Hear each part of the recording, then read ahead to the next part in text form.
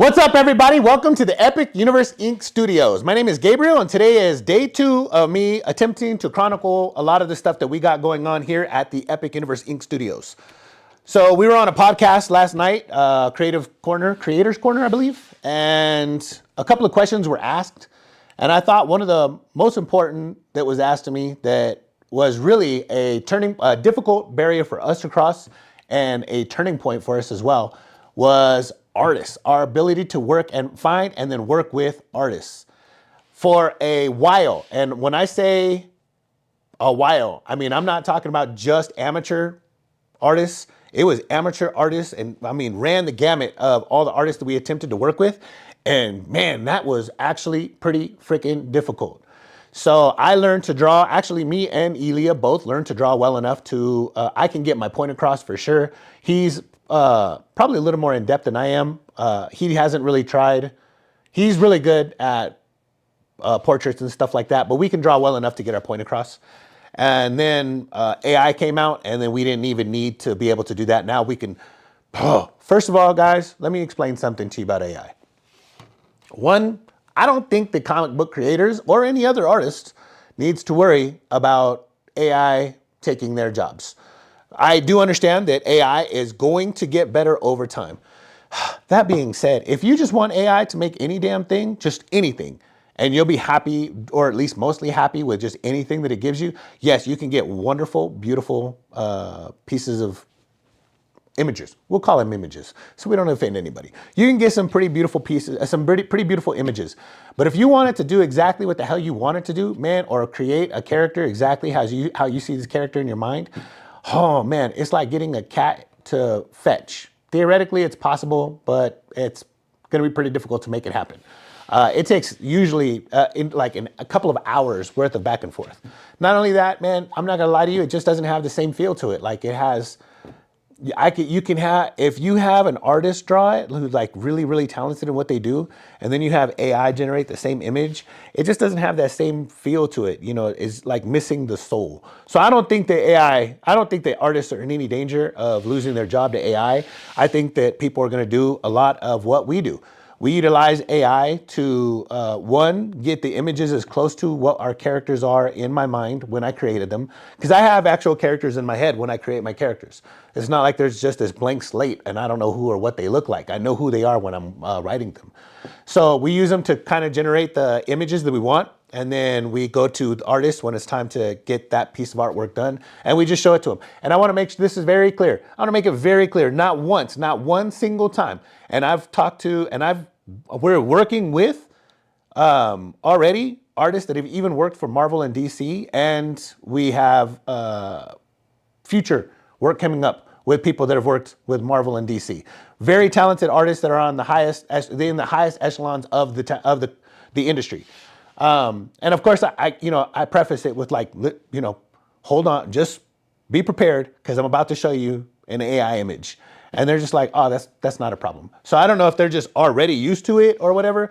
But not only that, I mean, whatever I'm doing in AI, I'm then turning around, bringing it directly to an artist and being like, this is basically it. It took me a long time to get it like this. Sometimes I'll take a pen and color over it using different software and stuff like that so that I can get it even closer to what I want. But the point is, using AI, once we couldn't draw anymore. So, I mean, we didn't have to draw anymore because AI came out and we're able to get generally pretty close approximations to what the characters look like. And then with the help of real artists, we're able to get what the characters actually do look like, plus that soul that only I feel like only a human artist is capable of doing. But getting back to the point of getting artists to work for us. Jesus Christ, man, that was difficult in the beginning. So there was two things that we did, and I just wanted to give you guys that heads up that is how we found the artists that we work with. So number one, believe it or not, I got on Upwork. I think I was on Upwork, Fiverr. I was on a bunch of them. But the initial guy that I ended up finding, I'm pretty sure I found him on Upwork, but he was on, I contacted him through Upwork, but I think he was on all of them, if I remember correctly, that I looked in through. And that was how I found the first one. And this is going to be the difference right here, guys. And it's going to sound fucked up, but this is the truth. Not everybody is hungry. Plain and simple, not everybody is hungry. So you got to find artists that are eager to work. And the two artists that changed everything for us, both of them are hungry. So the first one we found is actually he's our letterer in the comic book. This one right here, the Da Tenshi. He's the one that did all that, but he also put together everything for us to be able to work with the other artists that we have in here. And this man is from Pakistan. He's in the UK right now, but the man is hungry. The man wants to work, wants to make money, wants to do what he can to get out into the world. So this man is hungry. So when we got in contact with him, man, he was on it, and he is always on it. I send him a text or something like that, bro. He gets back to me as soon as, if he's awake, he's getting back to me. And if I have a problem with something, he figures out how to fix it. So even though there is a language barrier, somewhat of a language barrier, he speaks English, between him, myself, our colorist, our artist, Samuel, I'm not sure how he pronounces it, Donato, is the actual artist for the interior and the cover. And then Adam Ramos is our colorist for the interior. We're able to all work together, but these men are all hungry. Then we also went to our local con and just started talking to people at our con. We also attempted, before we met William Russell, the year before, we talked to a number of artists. And man, those artists just did not really come through. They just didn't. And then the year we met Russell, we got another guy who is actually here local, and he was hungry for a hot second and then just fell off. So you got to have guys that are hungry. And when we met Russell, his thing was, he said it straight out. He goes, you may not know the name, but you're going to know the work. And in just a couple of years, I think it was like 5 years, he had already had 70 something covers published. So, and at this point, he's like at close to, I think he's closing in on like 150 now, 120, 130, something like that. Don't quote me on his numbers. I'm just repeating what he's told me and paraphrasing, because those are his numbers, not mine. I didn't bother to memorize them. I just know it's well over 100 at this point. So the thing that we had getting difficulty was, one of the biggest points of difficulty and one of the biggest turning points for us was getting artists to work for us. And then once we found two hungry ass artists, they introduced us to the other artists that we working with as well. So Russell, man, took the time to leave his booth and was like, hey, these guys are serious. Because then we saw him again, and by this point we'd already gotten a cover from him. And so he took us around. When we saw him again at another con, he took us around and was like, hey, I can vouch for these dudes. They're not window shoppers. They're serious. And then he did the same for the artists. Like, these guys are working. They work. They want to work. So two of the biggest things that we had a problem with, the biggest barrier and hurdle that we had to get past, and then the biggest turning point, was finding the artists that were actually hungry. So anybody that's trying to go down this route, like we are, this is my passion. This is my baby. This is my love. I decided probably about 10 years ago, minimum of 10 years ago, that this was going to be my life's work. So, and for me, it's not just comics. I feel like these characters to me, they're real. But I've also made sure I've been through a lot in my life. I'm not an angel by any shape, way, form, or fashion. I would fall if I was a character in this world, I would be on the villain side. I would not be classified as a hero for sure. I didn't always set out to hurt people. I didn't set out to hurt all the people that I've hurt in my life, but I set out to hurt a lot of them. So it's not like, I am not innocent in my life. So I don't want to make it sound like that. But the point is I've also learned a lot, because I've had to pay very steep consequences for my mistakes. So I've learned a lot from those. And I wanted to make sure to put certain types of thought processes out in my world.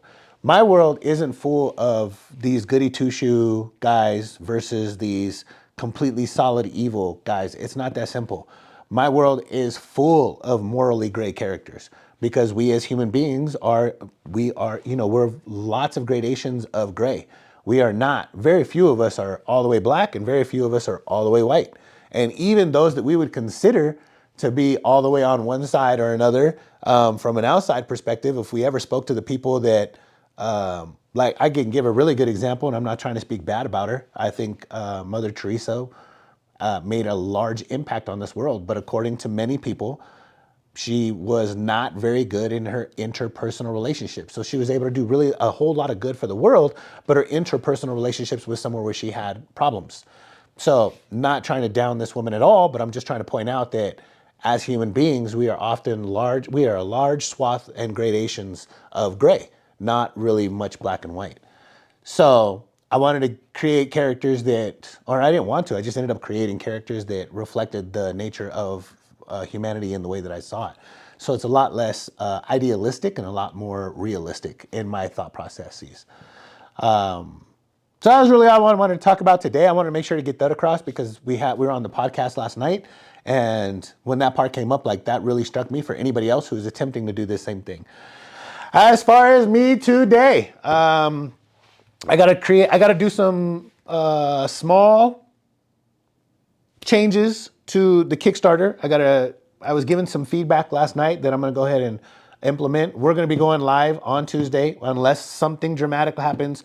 This Tuesday, August, whatever day that is, we'll be going live with our Kickstarter for anybody that cares, anybody that wants to go support us. If not, you're always welcome to go to our website, which is theepicuniverseinc.com. That's inc.com, or Style Assassins. It's plural with an S. Styleassassins.com. You're always welcome to go and check out our website. Give us any kind of feedback. I'm always open to feedback. But I'm going to do some of those Kickstarter stuff today. I also have to start reworking for the next comic book. We're doing the Kickstarter for this comic book. Yes, the book is done. We decided to go the route of creating the book first, and then the Kickstarter was brought to our attention, so we're going this route now. But this book is done, so we're already working on the next Kickstarter, and so I have to start working on redoing the script. You write a script, you got an idea for it. I do not tell my artists exactly what to do. I just tell them what each kind of panel needs to basically look like, or what needs to be in it for the most part. The only time is if something specific that relates to like an Easter egg. Not this one as much, but the next comic book that we got coming out, which is the Style Assassins. This is Da Tianxi. The next one will be Style Assassins. Even though only 3 of the members of the Style Assassins are actually in it, and then 3 nameless warriors will be in it with them. Which this character right here is a nameless warrior, Suez. He will not be in the next one though, at least not in the core premise of the story. But when you get the colors back, when you get everything back and you're able to see it and you're able to look at it, what I do, I can show you right here. What I do is, and this is someone who doesn't know what they're doing. I'm just winging everything, just so you know. So just because I do it this way doesn't mean that this is the way to do it. It just made sense to me. I got these nifty little fucking folders here, and this is for the Da Tianxi, but the other one is over here somewhere. I'll pull it out in a minute.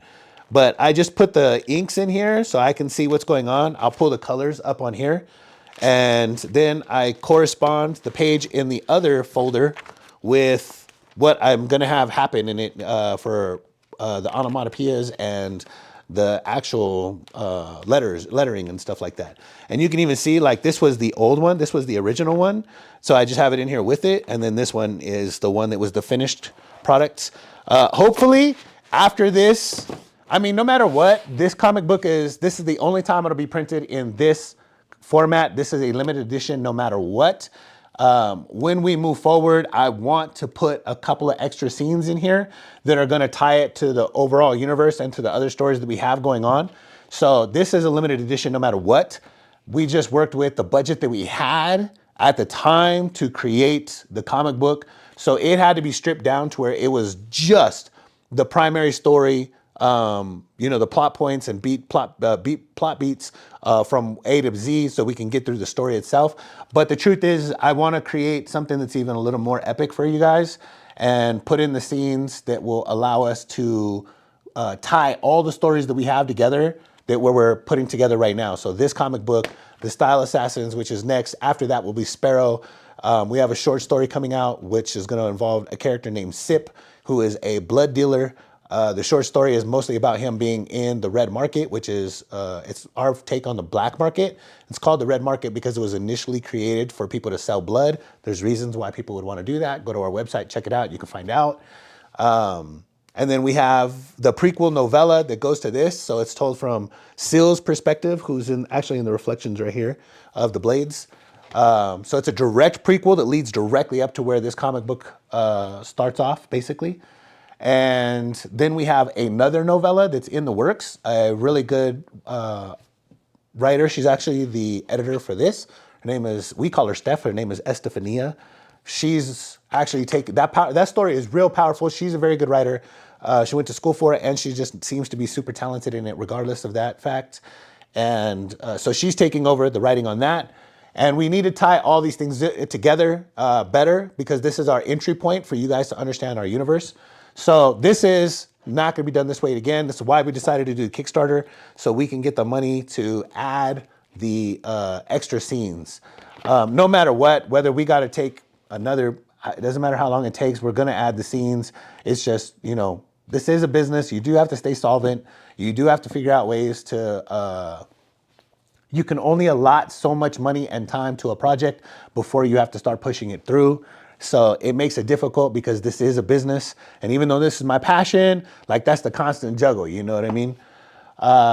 That's pretty much it. That's all I got for today. I'm going to get you, hopefully I'm going to get better at this and have better discussions and better things to talk about as it goes on. And I'm going to hopefully, you know, stuff that's not on the computer itself, that makes it a little more difficult when it's on the computer, but things that aren't on the computer, like actually going through this kind of stuff, maybe I'll be able to record myself doing it, although that sounds like it'll be boring to me, but we'll see how it goes. That's it for us here at the Epic Universe Inc. Studios today. It's going to be a long, wonderful, beautiful journey. I hope you guys are coming on board. Not only here on YouTube, please go to our website, check us out, support us if you want to, but either which way, go to the website and learn our IP. You're going to see us. This is do or die. There is no plan B. You are going to see us. You might as well get to know us and love us now. Catch you guys on the next episode. Follow for more stories from the Epic Universe Inc. or visit styleassassins.com to learn more.